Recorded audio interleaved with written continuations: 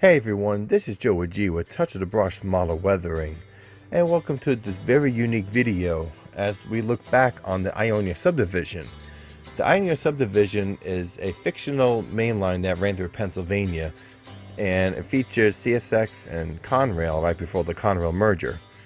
And I really love this layout. It's the very first layout that I built personally, and I started it around 2005. I was like 16 years old, and I really got into model railroading at this time, and I learned a lot of scenery, how to do scenery. Weathering is when I learned how to start the weathering and weathering track, wiring, and it was just a blast with this railroad and this model railroad. It was a lot of fun. And let's look at some clips here, and here we got a Southern SD9. This is one of my favorite engines. I still have in my collection to this day. That's an old Rail King locomotive. That U-boat's also a Rail King Norfolk Southern dummy unit, and a GP7 is a Williams from Bachmann. And I weathered it and modified, did some painting on the bottom by the plow. It was a lot of fun to modify some of these engines. And here we got, let's see, oh my gosh, I would say Rail King, Premier Line, Lionel, K-Line, Williams, rolling stock all over the place. Just a mix of everything. Some I still have to this day. Really got a nice glimpse of these locomotives. This layout is 17 by 11, and it is around the wall layout that's suspended about, 5-6 feet in the air, and you have to duck under it to get inside. It was in my parents' garage, and this is the last layout I built before moving to Nashville. And here we got a train going through Jefferson City. That's a CSX AC6000 by Premier Line, the first MTH Premier Line engine that I purchased. And that's one of my favorites, and that was a Conrail-8 dummy unit by Premier Line MTH. I still have that to this day. And Eric going through Ionia. That water tower is one of my favorite, and that's MTH water tower. There's a little museum in the corner. Each corner and each side had a different vignette of the main line that I featured, and it was just a lot of fun. This spot is one of my favorites. There's a little couple having a picnic, watching trains go by off the station. This is Black Diamond Pass. This is where you open up the door to the garage, and this is the view you see is the very front of the layout. And you have to duck under to see the rest of it. That's a big view blocker. There's that mountain. It has a nice S-curve, which we'll see later on here in the video. I ran about 10 to 15 freight cars per train, up to 3 locomotives, depending what I had. The track is Atlas O, and I used MTH DCS system. Loved it.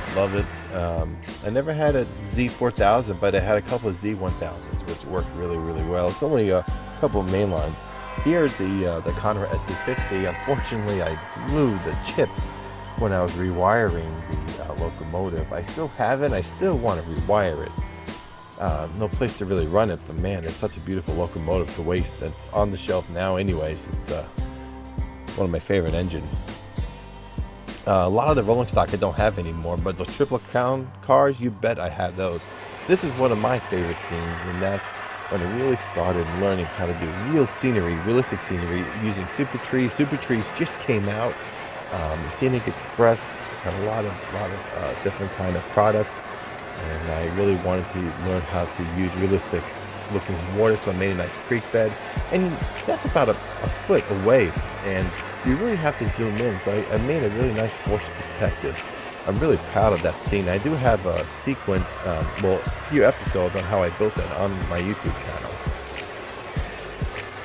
The track is also weathered. I learned there's a lot of videos in my playlist if you want to check out a lot of updates of this layout. This is where I started with YouTube, and we learned a lot. There's a lot of guys out there that I'm still friends with till this day, and a lot of the guys I look up to, Norm Chabanow, I think I say his last name, Rich Batista, I believe, the Black Diamond Railway. I learned a lot from his DVDs on how the weather and rail fan I'm sorry, doing scenery work. And of course, Eric Siegel, Eric's Trains. And we have Jason Stuckert. Everybody knows Jason. Learned a lot from him. Actually, Jason and I started at the same time with YouTube. And here's that S-curve I was talking about. And that's one of my favorite scenes on the layout.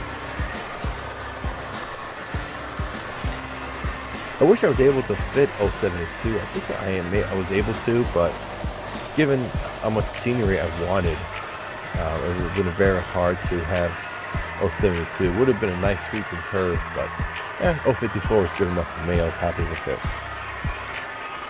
But going back, all those guys on YouTube, I made such a huge, had a huge following on YouTube where it really started, and you know, it's nice to still have a lot of those guys looking at my videos again. In the corner, that's the Lionel Vision line engine shed, and that's the only Lionel Vision line product that I had at the time. I really wish I could afford those steam locomotives. I would still love to have one. I don't know where the heck I'll run it or where I'll store it one, but man, I love them. That's an old church that I think my family and my grandfather had. Here's the 20th Century Diner from K-Line. The first accessory, O-scale accessory I got. It smokes and it plays music. Oh man, especially put the bacon and egg smoke on it. Woo-wee. It smells great. Oh, the cinnamon bun flavor is nice. The apple cider one, I forgot what it's called. But yeah, I'm thinking it looks like we are following the train around the layout. Some were like cheap kits that I made as far as the structures, and I modified them, weathered them, repainted them later on. Going to the Tabloid Tunnel. Tabloid Tunnel is named that because it's full of newspaper underneath. That's how I learned how to do scenery work. With Tabloid Tunnel, it's the first one. And here we have the Pacific Fruit Express by Lionel. It's the hotbox reefer. And when you put it on the track and if it goes around a certain amount of times, it flicks on red and orange flames and smokes. And I just put the train in neutral and let that sucker smoke. Man, I filled up that garage up with smoke all the time. My mother would go, "What's that smell? What's that smell?" And this one I really got into realism, and I think my realism really took off, and prototype modeling really took off when I was in Nashville, and I want to go back to HO. This is New York Central Hobo Camp made by Lionel, one of my favorites.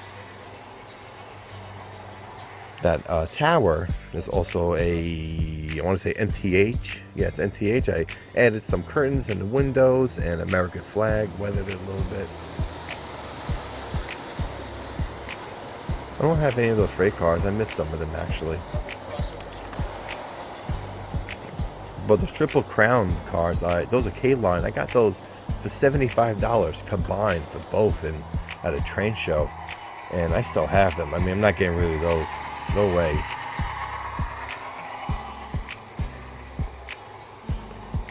That's the east end of the tunnel. Every layout needs a tunnel. And that's when you open up the door, that's where you see. It says the Ionia Subdivision, the name of the layout. And you see the trains going in front of the big Diamond Pass Mountain. And you can't see the rest of the layout. You have to go underneath and view it from there. And when I tell visitors, they're like, "Ooh, what's the rest of it look like?" And I go, "Well, you gotta do the limbo and go underneath." We got a little hobo ride here on the layout. Those backdrops, I cut out pieces of cardboard and I printed out the fronts of buildings back when you're allowed to do that on Google. Now you have to pay for everything, unless there's some secret way you can get them for free. But I still saved all of those on my computer, so if I ever need them, I can always, crop them and make them smaller for HO, I guess. The layout takes place in late spring, early summer, and you can tell by the greenery. And I fell in love with the fall on my next layout, which is the Adirondack Valley Central, and I plan on doing the fall and winter on my HO layout. That will be fun. Geez, if I was a hobo in here, I think I'd be getting sick. So we're going to go to some photos here of the layout, and the first one is the beginning steps, beginning stages of the construction. And I used Atlas O track, and that's Taboy Tunnel in its beginning, and the corner of the mountains. That's what the layout looked like before the mountain was in place in the room, and before I decided to glue the rocks on the walls. Like, no way, we're building a tunnel. And here's some of the mountain. There's the mountain. That's Diamond Pass, and that's what the S-curve looked like. And lo and behold, we go into the real scenery, what it looks like. That's one of my favorite shots. And there's Ionia, and the next one I believe is Jefferson City, but I forgot the N. I think it fell off. Had to put it back on afterwards. There's the town of Joanne, named after my aunt who passed away when I was 5, and the Black Diamond Pass, of course. And here's what the train room looked like. I mean, I had decked it out memorabilia and train magazines and stuff like that. And there's the Ionia Subdivision. Guys, I really appreciate you coming out and taking time to watch this video and share this with me. It was really fun, and I miss this layout and look forward to more videos of some past videos that I had way back in the day. This is Joe with you, Touch of the Brush Model Weathering. Happy model railroading, guys, and take care. Touch of the Brush Model Weathering welcomes you to follow us on all social media platforms. We post almost daily showing you our project updates, upcoming clinics, and videos. If you will like a project completed by us, you can contact us here at TOTBModelWeathering@yahoo.com.